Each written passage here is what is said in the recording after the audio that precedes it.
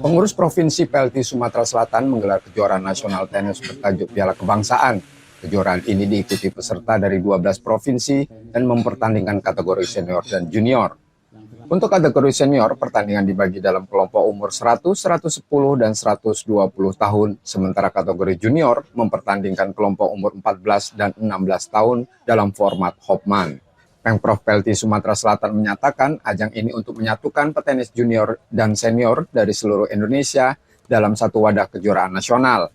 Selain itu, Kejurnas juga menjadi bukti keseriusan PLT Sumatera Selatan dalam membina petenis berbakat di tanah air.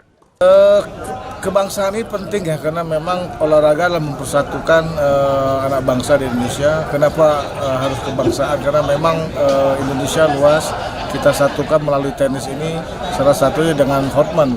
Jelas ya, karena memang kita utamakan junior, setiap ada kebangsaan ini pasti ada junior.